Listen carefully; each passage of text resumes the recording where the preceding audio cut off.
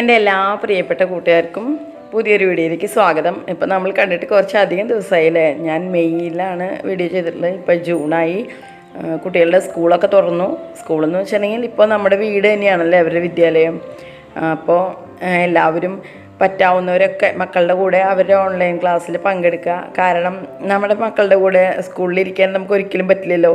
അപ്പോൾ ഞങ്ങളെങ്ങനെയാണെന്ന് വെച്ചാൽ ഫാമിലി ആയിട്ടാണ് ഓൺലൈൻ ക്ലാസ്സൊക്കെ കാണുന്നത്. അതായത് ഞാനും മാളും ലച്ചുവും കൂടിയിട്ട്, ലച്ചുവിൻ്റെ ക്ലാസ് ആണെങ്കിലും മാളുവിൻ്റെ ക്ലാസ് ആണെങ്കിലും ഫുള്ളിരുന്ന് കാണും.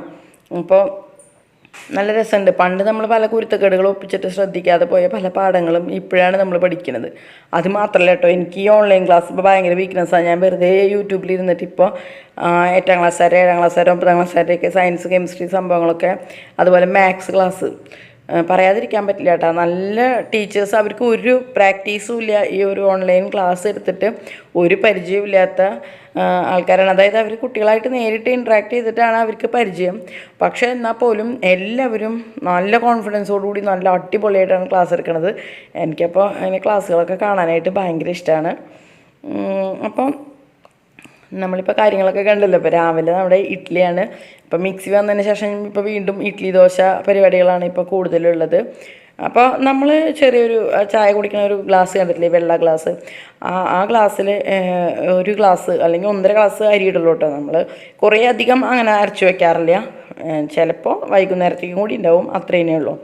അപ്പോൾ നമ്മുടെ ചമ്മന്തി അരയ്ക്കാനുള്ള പരിപാടിയാണ്. അപ്പം നമ്മുടെ വീട്ടിൽ ഒരു പുതിയ അംഗം വന്നിട്ടുണ്ട്, ചിരവയാണ്. അപ്പോൾ ഞാൻ തലേദിവസം തന്നെ ഈ ചിരവ എങ്ങനെയുണ്ടെന്ന് പ്രാക്ടീസ് നോക്കാൻ വേണ്ടിയിട്ട് തലേദിവസം രാത്രി ചിരകി വെച്ച നാളികേരം ഉണ്ടായിരുന്നു. അപ്പോൾ അതുകൊണ്ട് തന്നെ രാവിലത്തെ ചമ്മന്തി പണിയൊക്കെ പെട്ടെന്ന് ഈസി ആയിട്ട് കഴിഞ്ഞു. അപ്പോൾ ഇത് കുഴപ്പമില്ല കേട്ടോ, നിന്നിട്ട് നമുക്കിങ്ങനെ ചേർന്ന് നിന്നിട്ട് പെട്ടെന്ന് ചിരകിയെടുക്കാൻ പറ്റും. നമുക്ക് അതിൻ്റെ ഒപ്പം തന്നെ വേറെ ജോലികളും നോക്കാനും പറ്റും. ഇത്തിരി വയസ്സായവർക്കൊക്കെ കുമ്പിടാനൊക്കെ ബുദ്ധിമുട്ടുള്ളവർക്ക് വളരെ നല്ല സൗകര്യമായിട്ടുള്ളൊരു സംഭവമാണിത്. അപ്പോൾ നമ്മൾ പൊട്ടുകടലയും ഉപ്പും ഒരു കഷ്ണം പുളിയും പിന്നെ നല്ല എരിവുള്ള പച്ചമുളകാണ് കേട്ടോ. ഒരു പച്ചമുളകും കൂടിയിട്ടാണ് നമ്മൾ ചമ്മന്തി അരച്ചു കൊണ്ടിരിക്കുന്നത്. അപ്പോൾ ഇതിങ്ങനെ കട്ടിയായിട്ടുള്ള ചമ്മന്തി ആയിട്ടാണ് എടുക്കുന്നത്. കാരണം എന്താണെന്ന് വെച്ചാൽ സാമ്പാർ ഉണ്ടാക്കിയിട്ടുണ്ട് രാവിലെ തന്നെ. അപ്പോൾ ഞാൻ പെട്ടെന്ന് തന്നെ വറവ് ഇടുകയാണ്. അപ്പോൾ നമ്മുടെ ഇഡ്ഡലിയൊക്കെ കണ്ടില്ലേ നല്ല സോഫ്റ്റ് ആയിട്ടുണ്ട്. അപ്പോൾ ഞാൻ കുറേ അധികം സോഫ്റ്റ് ആവാനുള്ള കുറേ ടെക്നിക്സ് ഒന്നും ചെയ്യാറില്ല. അതൊക്കെ ഭയങ്കര മെനക്കെടാണ്. അപ്പോൾ നമ്മൾ അരിയുടെ കറക്റ്റ് പകുതി അളവാണ് ഉഴുന്നെടുക്കുക. പിന്നെ ഒരു ചെറിയ ടീസ്പൂൺ ഉലുവ ഇടും. പിന്നെ അരയ്ക്കണ സമയത്ത് ചൂടില്ലാത്ത കുറച്ച് ചോറും ചേർത്ത് അരയ്ക്കും. നമുക്ക് നല്ല സ്മൂത്തായിട്ടുള്ള ഇഡ്ഡലി തന്നെയാണ് കിട്ടാറുള്ളത്. അപ്പം ലച്ചുവിന് ഇത്തിരി ലൂസായിട്ടുള്ള ചട്നിയാണ് ഇഷ്ടം. അപ്പം മാളുവിൻ്റെ എടുക്കൽ കഴിഞ്ഞപ്പോൾ കുറച്ച് വെള്ളം ഒഴിച്ചിട്ട് നമ്മൾ ലൂസാക്കി എടുത്തു. അപ്പോൾ അതാ ഇനി നമ്മുടെ മഴക്കാലമൊക്കെ വന്നു തുടങ്ങിയിട്ടുണ്ടെങ്കിൽ നമ്മുടെ ഈ 10 മണിയൊന്നും ഈ ഭംഗിയിൽ കാണാൻ പറ്റില്ല. അപ്പോൾ കുറേ പേര് എൻ്റെ അടുത്ത് ഇങ്ങനെ ചോദിക്കാറുണ്ട്, 10 മണിയുടെ ചേച്ചിയുടെ വീട്ടിലെങ്ങനെ നല്ലോണം പൂവുണ്ടാവണമെന്നൊക്കെ ചോദിക്കും. പക്ഷേ വേനൽക്കാലത്താണെന്ന് തോന്നുന്നു ഇതിന് കൂടുതൽ പൂവുണ്ടാവുക. വർഷക്കാലം ആകുമ്പോൾ ചട്ടിയിലുള്ള ചെടികളാണെങ്കിൽ അതിൻ്റെയൊക്കെ ചട്ടിയോട് മണ്ണിനോട് ചേർന്ന് നിൽക്കുന്ന കമ്പ് ഭാഗം ഉണ്ടല്ലോ, അത് വെള്ളത്തിലിട്ട് ചീഞ്ഞ് പോവുകയാണ് ചെയ്യുക. അപ്പോൾ നിങ്ങൾക്ക് പറ്റുന്നവരാണെങ്കിൽ ചട്ടിയിലുള്ള പൂക്കളൊക്കെ ഒന്ന് വെയിൽ കൊള്ളാത്ത മഴ കൊള്ളാത്ത ഭാഗത്തേക്ക് ഒന്ന് ഒതുക്കി വെക്കുകയാണെങ്കിൽ വളരെ നല്ല കാര്യമാണ്. ഞാനപ്പോൾ എല്ലാ കളറിൻ്റെയും ഓരോ തണ്ടെടുത്തിട്ട് വേറൊരു ബോക്സിൽ കുത്തി വെച്ചിട്ടുണ്ട്. ഇതാ കണ്ടില്ലേ. ഇനി ഇപ്പോൾ തണ്ട് അറിയാൻ വേണ്ടിയിട്ടാണ് ഞാൻ ഈ കളറോട് കൂടിയിട്ട് തന്നെ നട്ട് കൊടുത്തത്. ഇനി ഇത് മുകളിൽ കൊണ്ടുവയ്ക്കും. അപ്പോൾ അവിടെ മഴ വലിയ ഷീറ്റ് ഇട്ടിട്ടുണ്ട്. ഇപ്പോൾ ഇത് ഞാൻ യൂട്യൂബിലല്ല യൂട്യൂബിൽ തന്നെ കണ്ടതാണ്. അപ്പോൾ അത് ഹാങ്ങിങ് ആയിട്ട് ഇട്ട് കൊടുത്തിട്ടുണ്ട്. നല്ല ഐഡിയ ആണല്ലേ. ഇനി അതിന് വേണമെങ്കിൽ പെയിൻറ്റൊക്കെ ചെയ്യാം കേട്ടോ. അപ്പോൾ നമ്മൾ പണികൾ കഴിഞ്ഞിട്ടില്ല. പക്ഷേ ഇത് ഇവിടെ കഴുകാനിട്ടിട്ട് താഴത്തേക്ക് പോന്നു കഴിഞ്ഞാൽ നമ്മൾക്കിടയ്ക്കിടയ്ക്ക് മുകളിലേക്ക് കയറി ഇറങ്ങണം എന്നുള്ളൂ. ഞങ്ങൾക്ക് അറിയാമല്ലോ, നമുക്ക് താഴത്ത് വാഷിംഗ് മെഷീൻ ഇടാൻ സ്ഥലമില്ല. ചെറിയ വർക്ക് ഏരിയ ആണുള്ളത്. അപ്പോൾ വർക്ക് ഏരിയയിൽ ഇടാൻ സ്ഥലമില്ലാത്തതുകൊണ്ട് മുകളിലാണ്. അപ്പോൾ നമ്മൾ അത് കഴുകാനിട്ടതിന് ശേഷം താഴത്ത് ഇവിടെ ക്ലീനിങ് പരിപാടിയാണ്. അപ്പോൾ നമ്മുടെ ഹെൽന ജൂൺ 1-ാം തീയതി തൊട്ട് ഡീക്ലറ്റിംഗ് ചലഞ്ച് വീണ്ടും സ്റ്റാർട്ട് ചെയ്തിട്ടുണ്ട്. അപ്പോൾ ഹെൽനയുടെ ഒപ്പം തന്നെ നമ്മളും വീട് ഒരുമിച്ച് വൃത്തിയാക്കി പോരുകയാണെങ്കിൽ നല്ല ഇൻട്രസ്റ്റുമാണ്. അതുപോലെ തന്നെ ഹെൽനയുടെ ഐഡിയിലേക്ക് ഒരുപാട് പേരിങ്ങനെ ഒതുക്കി ക്ലീനാക്കി അടുക്കി പെറുക്കി വെച്ചിട്ടുള്ള ഫോട്ടോസ് കാണുമ്പോൾ തന്നെ നമുക്ക് പല പല തരത്തിലുള്ള ഐഡിയാസാണ് കിട്ടുന്നത്. അപ്പോൾ നിങ്ങൾ എത്ര പേര് ഹെൽനയുടെ ഡീക്ലറ്റിംഗ് ചലഞ്ചിൽ കൂടെ ചെയ്യുന്നുണ്ട് ഉണ്ടെങ്കിൽ ഒന്ന് കമൻറ്റ് ചെയ്യണം കേട്ടോ. അപ്പോൾ ഇത് മാളുവിൻ്റെ കബോർഡാണ്. അപ്പോൾ അവൾ ക്ലാസ്സിന് ഇരിക്കണ കാരണം ഞാനാണ് ഇപ്പോൾ ഇവിടേക്കൊന്ന് അടുക്കി പറക്കണത്. അതിൽ വലിയ അധികം വൃത്തികേടൊന്നും കളയാനുണ്ടായിരുന്നില്ല. ഒന്ന് സ്ഥലം മാറി കിടക്കണുണ്ടായിരുന്നുള്ളൂ. അപ്പോൾ അതൊക്കെ ശരിയാക്കി. അപ്പോൾ ക്ലാസ്സൊക്കെ കഴിഞ്ഞ് നമ്മുടെ മാളൊരു കേക്കിൻ്റെ പരിപാടി നോക്കുകയാണ്. ക്ലാസ് കഴിഞ്ഞ് കുറച്ച് നേരം റെസ്റ്റൊക്കെ എടുത്ത് അപ്പോൾ നമ്മൾ 4 മണിക്ക് ഒരു കേക്ക്, അതും നമ്മുടെ പ്ലം കേക്കാണ്. പ്ലം കേക്ക് പരീക്ഷണമാണ്. അപ്പോൾ അതുകൊണ്ട് തന്നെ ഒരു വട്ടം ഞാനൊന്ന് ജസ്റ്റ് ട്രൈ ചെയ്ത് നോക്കി.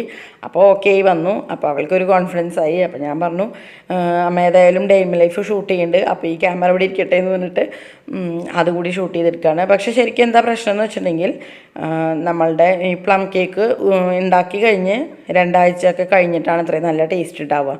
പിന്നെ അതിൽ റമ്മൊക്കെ ചേർത്തിട്ട് ഉണ്ടാക്കുമ്പോഴാണ് ശരിക്കും അതിൻ്റെ സ്മെല്ല് കിട്ടുക എന്ന് പറയുന്നുണ്ട്.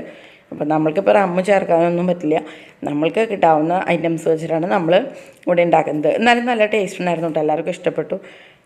അപ്പോൾ നമ്മളിവിടെ പഞ്ചസാര പൊടിക്കുകയാണ്. ഇപ്പോൾ എല്ലാ വീഡിയോസിലൊക്കെ പറയണത് അവർ നമ്മളുടെ ഈ ഗ്രാമ്പൂ, അതുപോലെ പട്ട, അങ്ങനത്തെ ഐറ്റംസൊക്കെ വേറെ ജാതിപത്രി ഇതൊക്കെ പൊടിച്ച് ചേർക്കും. അത് വേറെ പൊടിച്ച് ചേർക്കുമ്പോൾ നല്ലൊരു ഫ്ലേവറാണെന്ന് പറയുന്നുണ്ട്. പക്ഷെ നമുക്ക് വേറെ പൊടിക്കാൻ ഇത്തിരി ബുദ്ധിമുട്ടായതുകൊണ്ട് തന്നെ ഞങ്ങൾ ഒരുമിച്ച് പഞ്ചസാരയിൽ തന്നെ ഇട്ടിട്ടാണ് പൊടിച്ചത്. അത് കറക്റ്റായ രീതിയാണോ എന്ന് എനിക്കറിയില്ല. അപ്പോൾ നമ്മൾ 1 കപ്പ് മൈദ വെച്ചിട്ടാണ് ഇപ്പോൾ ഉണ്ടാക്കുന്നത്. അതിലേക്ക് 1 ടീസ്പൂൺ ബേക്കിംഗ് പൗഡറും 1/2 ടീസ്പൂൺ ബേക്കിംഗ് സോഡയും ചേർത്തിട്ട് നമ്മൾ നന്നായിട്ട് ഇളക്കി മിക്സ് ചെയ്ത് കൊടുക്കുകയാണ്. ഇതൊരു 2-3 വട്ടം മിക്സ് ചെയ്ത് കഴിഞ്ഞാൽ എല്ലാവിടേക്കും ഇങ്ങനെ ജോയിൻ്റായി കിട്ടും കേട്ടോ. അപ്പോൾ നമ്മളെപ്പോഴും ഈ ബേക്കിംഗ് സോഡയും ബേക്കിംഗ് പൗഡറും ഓരോ ഭാഗത്തായിട്ട് ഇടാതെ, അതിടുമ്പോൾ തന്നെ നമ്മൾ ഉപ്പൊക്കെ വിതറി കൊടുക്കുന്ന പോലെ ഇങ്ങനെ കൈകൊണ്ട് തന്നെ ഒന്ന് സ്പ്രിങ്കിൾ ചെയ്ത് ഇട്ട് കൊടുത്തു കഴിഞ്ഞാൽ എല്ലായിടത്തേക്കും ഒന്നുകൂടി ആവും. അത് കഴിഞ്ഞിട്ട് നമുക്ക് അരിച്ചെടുക്കാം. പിന്നെ ചെറിയ വല്ല തരികളുണ്ടോയെന്നാണ്. അപ്പോൾ തരികളൊന്നും അങ്ങനെ എപ്പോഴും ഒരിക്കലും കണ്ടിട്ടില്ല. ഇത് മിക്സ് ആവൽ തന്നെയാണ് ഉദ്ദേശം എന്ന് തോന്നുന്നു. അപ്പോൾ നന്നായിട്ട് ഇളക്കി മറിച്ചെടുക്കുകയാണ്. അപ്പം ആളിപ്പോൾ ബേക്കിങ്ങിലൊക്കെ നല്ല എക്സ്പെർട്ടായിട്ടാണ്. നമ്മൾക്ക് ഒരു കുക്കറിലാണ് ബേക്ക് ചെയ്ത് തരുന്നത്. പിന്നെ നോൺ സ്റ്റിക്ക് പാനിൽ ബേക്ക് ചെയ്തിട്ടുണ്ടായിരുന്നു. പിന്നെ ഒരു അലുമിനിയം വട്ടയ അതിൽ ബേക്ക് ചെയ്തിട്ട് അതിന് അടപ്പുണ്ടായിരുന്നില്ല. അപ്പം അതിനൊരു അടപ്പ് വാങ്ങിച്ചു ഞങ്ങൾ. കറക്റ്റ് അളവിനുള്ള അടപ്പ് വേണമല്ലോ. അപ്പോൾ അടപ്പ് വാങ്ങിച്ചിട്ട് അതിലാണ് ബേക്ക് ചെയ്യണത്. അപ്പോൾ ഇതിന് കളറ് കിട്ടാൻ വേണ്ടി നമ്മുടെ ഇത് കാരമലൈസ് ചെയ്യണം. എനിക്ക് തോന്നുന്നു ചേഞ്ച് എന്ന് പറയുന്നത് നമ്മളുടെ ടീ കേക്കും ഇതുമായിട്ടുള്ള മെയിൻ ചേഞ്ച് ഈ പഞ്ചസാര കരിച്ചെടുക്കണതാണ്. പിന്നെ പഞ്ചസാര കരിച്ചെടുക്കാൻ അത്ര ബുദ്ധിമുട്ടില്ല, പക്ഷെ നമ്മൾ ശ്രദ്ധിച്ചിട്ട് വേണം ചെയ്യാൻ. അപ്പോൾ അത് അവൾക്ക് ചെയ്യാൻ ഇത്തിരി പേടിയാണ്. കാരണം ഇതിങ്ങനെ ഇങ്ങനെ ഒരു എല്ലാം മെൽട്ടായിട്ട് നല്ല തേനിൻ്റെ കളറായിട്ട് വരണ സമയത്ത് നമ്മൾ ഇത്തിരി ഇളം ചൂടുവെള്ളം ഒഴിച്ചു കൊടുക്കണം. അപ്പോൾ നമ്മൾ ഇത്തിരി നീങ്ങി നിന്നിട്ടൊക്കെ വേണം ഒഴിച്ചു കൊടുക്കാനായിട്ട്. അപ്പോൾ അത് അവൾക്ക് ചെയ്യാൻ പറ്റില്ല. അപ്പോൾ അത് ഞാനാണ് ചെയ്തു കൊടുത്തിട്ടുള്ളത്. ഇപ്പോൾ കണ്ടോ, ഒരു തേനിൻ്റെയൊക്കെ കളർ വന്നു. അത് കഴിഞ്ഞ് ഞാൻ ഒരിളം ചൂടുവെള്ളം ഒഴിച്ചു കൊടുത്ത് അത് നമ്മൾ ഇത്തിരി ഒരു കട്ടിയിലും നല്ല കളറിലും അതിൻ്റെ കളറിനനുസരിച്ചിട്ടാണ് നമ്മുടെ കേക്കിന് നല്ല ഒരു പ്ലം കേക്കിൻ്റെ ഒരു കളർ വരിക കേട്ടോ. അതുപോലെ തന്നെ ഓറഞ്ചിൻ്റെ തൊലി ഉണ്ടല്ലോ, അത് പീൽ ചെയ്തിടുമ്പോൾ നല്ലൊരു മണമാണ് കിട്ടണത്. അതിൻ്റെ തൊലി ഞങ്ങൾ കുറേ നേരം ഉപ്പും വിനാഗിരിയും ഒക്കെ മഞ്ഞപ്പൊടിയും ഒക്കെ ഇട്ട് വെച്ചിട്ടുള്ള വെള്ളത്തിലിട്ട് വെച്ച് നന്നായി തിരുമ്മി കഴുകി വൃത്തിയാക്കിയിട്ടാണ് അതിൻ്റെ പീൽ ചെയ്ത് എടുത്തത്. ഇപ്പോൾ അവൾ കുറച്ച് ബട്ടറും 2 മുട്ടയും കൂടി നന്നായി ബീറ്റ് ചെയ്തെടുക്കുകയാണ്. നന്നായി ബീറ്റ് ചെയ്ത് വന്നപ്പോൾ അതിലേക്ക് ഒരു 1/4 കപ്പ് സൺഫ്ലവർ ഓയിൽ ഒഴിച്ചു കൊടുത്ത് വീണ്ടും നന്നായിട്ട് ബീറ്റ് ചെയ്തെടുത്തു. അപ്പോൾ അത് എല്ലാം ബീറ്റ് ചെയ്തെടുത്തതിന് ശേഷം നമ്മുടെ ഡ്രൈ ഇൻഗ്രീഡിയൻസ് ഉണ്ടല്ലോ, മൈദയും പൊടികളൊക്കെ ചേർത്ത് വെച്ചിരിക്കുന്നത്, അത് ചേർത്തിട്ട് പതുക്കെ അങ്ങനെ മിക്സ് ചെയ്തെടുക്കുകയാണ്. അപ്പോൾ അതാ ഇതുപോലെ ഇത്തിരി സ്റ്റിക്കി ആയിട്ടുണ്ട്. അത്യാവശ്യം നല്ല കളറിലും വന്നിട്ടുണ്ട് കേട്ടോ. അതിലേക്ക് പതുക്കെ ഈ സിറപ്പ് ചേർത്ത് കൊടുക്കുക. പിന്നെ ഞാൻ പറഞ്ഞില്ലേ, ഈ പീല് അതിങ്ങനെ ചെറുതായിട്ട് ചുരണ്ടിയിട്ട് കൊടുക്കുക. അതുപോലെ ഡ്രൈ ഫ്രൂട്ട്സ് മൈദപ്പൊടിയിലിട്ട് പുരട്ടി വെച്ചതും ഇതിലോട്ട് നമ്മൾ ഇട്ട് കൊടുത്തിട്ടുണ്ട്. അപ്പോൾ ഇതാ നമ്മളിതൊന്ന് തുറത്ത് നോക്കുമ്പോൾ കണ്ടില്ലേ, നന്നായിട്ട് ബേക്കായിട്ട് വന്നിട്ടുണ്ട്. അപ്പോൾ ഇതൊരു അലുമിനിയം വട്ടയാണ്. അതിലൊരു സ്റ്റീലിൻ്റെ സ്റ്റാൻഡ് വെച്ചിട്ടുണ്ട്. കുക്കറിലായാലും ഞങ്ങൾ ഇതേ സ്റ്റീലിൻ്റെ സ്റ്റാൻഡ് വെച്ചിട്ടാണ് കുക്കർ, സാധാ പ്ലേറ്റ് വെച്ചിട്ടാണ് അടയ്ക്കുക കേട്ടോ. കുക്കറിൻ്റെ അടപ്പൊന്നും ഉപയോഗിക്കാറില്ല. അപ്പോൾ അതാ കേക്ക് അവിടെ ചൂടാറാനിരിക്കട്ടെ. ഞങ്ങൾ മുകളിലേക്ക് പോന്നു. മുകളിലപ്പോൾ ഞാൻ കഴുകി ഡ്രസ്സുകൾ ഇടയ്ക്ക് വന്നിട്ട് വാഷിലൊക്കെ ഇട്ടായിരുന്നു. അപ്പോൾ ഇനി അത് നമുക്ക് അത് പിഴിഞ്ഞെടുത്തിട്ട് അഴയിൽ വിരിക്കാം. അപ്പോൾ അവിടെ നിൽക്കുമ്പോൾ നല്ല കാറ്റാണ് കേട്ടോ. അതുപോലെ തന്നെ നല്ല ഭംഗിയാണ്. ഇന്നിപ്പോൾ അങ്ങനെ മഴയൊന്നും കാണാനില്ല. നമ്മൾക്ക് ജൂൺ 1-ാം തീയതി തന്നെ രാവിലെ തൊട്ടേ മഴ തുടങ്ങുമല്ലോ. ഇപ്രാവശ്യം ജൂൺ 1-ാം തീയതി അങ്ങനെ ഒരു മഴയേ ഉണ്ടായിട്ടില്ല. അതിന് കുട്ടികൾ സ്കൂളിൽ പോകുമ്പോഴാണല്ലോ കറക്റ്റ് നമ്മൾ ശ്രദ്ധിച്ചിട്ടുണ്ടാവും. കറക്റ്റ് നമ്മൾ വീട്ടിൽ നിന്ന് ഇറങ്ങാൻ നേരത്തായിരിക്കും ഭയങ്കര മഴ. അതുപോലെ തന്നെ 4 മണിക്ക് സ്കൂൾ വിടാൻ നേരത്തും ഭയങ്കര മഴയായിരിക്കും. നമ്മളെ നനയ്ക്കണം എന്ന് എന്തോ ഭയങ്കര നിർബന്ധമുള്ള പോലെയാണ്. അപ്പോൾ ഒരു ട്രിപ്പ് ഞാൻ കഴുകി. ഇത് 2ാമത്തെ ട്രിപ്പാണ്. കുറച്ച് പുതപ്പ്, ബെഡ്ഷീറ്റ് അങ്ങനത്തെ ഐറ്റംസും കൂടി ഉണ്ടായിരുന്നു. അപ്പോൾ ഇതെല്ലാം കഴുകിയിട്ട് ഇനി നമ്മൾ ഇങ്ങോട്ട് റൂമിലേക്ക് പോന്നു. അപ്പോൾ നമ്മുടെ ഈ ടേബിൾ വാങ്ങിച്ചു കൊണ്ടുവന്നിട്ട് അതിന് കുറച്ച് പണികളുണ്ട്. അതായത് അതിൻ്റെ ടോപ്പിലായിട്ട് ഇത്തിരി ഒരു മുരമുരപ്പുള്ള ടൈപ്പാണ്. കാണാനൊരു ഭംഗിക്കും കൂടി വേണ്ടി നമുക്കതിൽ ഒരു ബാക്കി വന്ന വാൾപേപ്പർ ഉണ്ടായിരുന്നു.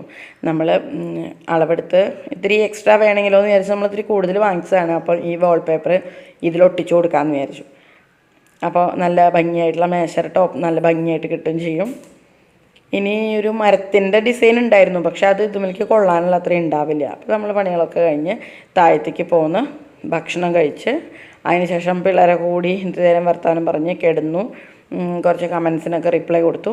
അങ്ങനെയുള്ള ജോലികളൊക്കെ കഴിഞ്ഞ് 4 മണിയായപ്പോൾ ഞങ്ങൾ പുറത്തേക്ക് ഇറങ്ങി. അപ്പോൾ വൈകുന്നേരം മുറ്റത്ത് കിടന്നിട്ടൊരു ചാടലും മറയിലും ഓട്ടമൊക്കെ ഇവിടെ പിള്ളേർക്ക് പതിവാണ്. ഞാൻ ആ സമയത്ത് ചെടി നനയ്ക്കും, വല്ല പുല്ല് വലിക്കും, അങ്ങനെ എന്തെങ്കിലുമൊക്കെ ജോലികളായിട്ട് നമ്മളും മുറ്റത്തുണ്ടാവും. അപ്പോൾ നമ്മുടെ തോട്ടം കാണിക്കാൻ കുറേ പറയണു. എനിക്കിപ്പോൾ അത്ര വലിയ തോട്ടമൊന്നുമില്ല. പിന്നെ ഏതെങ്കിലും സീസണൽ ഫ്ലവേഴ്സ് ഉണ്ടാവും തന്നെയുള്ളൂ. നമ്മളങ്ങനെ കുറേ അധികം ചെടികളും അങ്ങനെയല്ല, എന്നാലും ഉള്ളത് നല്ല ഭംഗിയിൽ നിർത്താമെന്നാണ് ആഗ്രഹം. അല്ലാതെ കുറേ അധികം ചെടികളൊന്നും ഇല്ല കേട്ടോ. ഇപ്പോൾ ഇതാ ഇവിടെ കുറച്ച് മാങ്ങനാറി ഇത് വെച്ചിട്ടുണ്ട്. അപ്പോൾ ഞാനുണ്ടല്ലോ എൻ്റെ പണ്ടത്തെ എൻ്റെ ഒരു ബുക്ക് കിട്ടിയപ്പോൾ അതിൽ ഞാൻ കുറേ ചെടി പരിപാലനത്തെക്കുറിച്ച് എഴുതി വെച്ചിട്ടുണ്ട്. പണ്ടത്തെയാണ് കേട്ടോ. അപ്പോൾ അതിൽ എഴുതിക്കാണ് മാങ്ങനാറിക്ക് ഏറ്റവും നല്ലത് ഗോമൂത്രം നേർപ്പിച്ച് ഒഴിക്കണതാണ് അത്ര നല്ലത്. അപ്പോൾ മാൾ പറയാം, അതപ്പോൾ ഗോമൂത്രം കലക്കി ഒഴിച്ചാൽ ഇതിനെ മാങ്ങനാറി എന്നാണ് പറയുക, വേറെന്തോ മൂത്രത്തിൻ്റെ അല്ലേ മണം ഉണ്ടാവുക, പിന്നെന്താ മാങ്ങനാറി എന്ന് പറയാമെന്ന്. അപ്പം അങ്ങനെയൊക്കെയാണ് നമ്മുടെ 10 മണിയൊക്കെ അവിടെ നട്ടിട്ടുണ്ട്. പക്ഷേ മഴക്കാലമായ അത് നശിച്ചു പോകാൻ ചാൻസ് ഉണ്ട്. അപ്പോൾ നമ്മുടെ പ്ലം കേക്കൊക്കെ നന്നായിട്ട് ചൂടാറി വന്നിട്ടുണ്ട്. അപ്പോൾ മാളും ലച്ചും കൂടി അത് കട്ടിങ്ങാണ് നമ്മൾ ഭരതേട്ടന് കൊടുത്തുവിട്ടാ. വൈകിട്ട് ഭരതേട്ടന് ഭയങ്കര നല്ല അഭിപ്രായം പറഞ്ഞത്.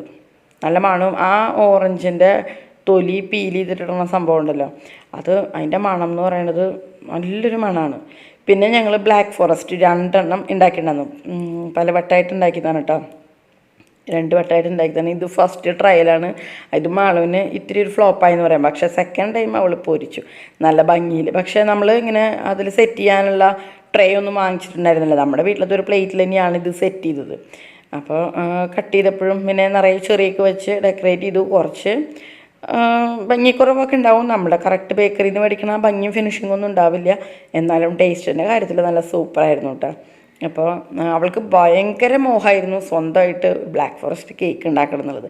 അപ്പോൾ ആദ്യത്തെ പ്രാവശ്യത്തിൽ കുറച്ച് അപാകതകളൊക്കെ വന്നു എന്ന് വെച്ചാലും പിന്നെയും കുറച്ച് വീഡിയോസൊക്കെ കണ്ട്, അതുപോലെ തന്നെ ഞാൻ പറഞ്ഞല്ലോ അവർ അനിയൻ്റെ വൈഫ് സന്ധ്യ ഒരുപാട് കേക്കൊക്കെ ഉണ്ടാക്കിയിട്ട് ചെറുതായിട്ട് വീട്ടിൽ സെയിലൊക്കെ ഉണ്ട്. അപ്പോൾ സന്ധ്യയുടെ അടുത്തൊക്കെ ഒരു ഡൗട്ടൊക്കെ ചോദിച്ച് അവൾ പോയി കണ്ട് അങ്ങനെ വീണ്ടും ഉണ്ടാക്കിയപ്പോൾ നല്ല കറക്റ്റായിട്ട് വന്നു. നല്ല ടേസ്റ്റ് ഉണ്ടായിരുന്നു കേട്ടോ. ഇത് ഇന്നത്തെ കേട്ടോ, ഇതിന് മുമ്പത്തെ വീഡിയോ ആണ്.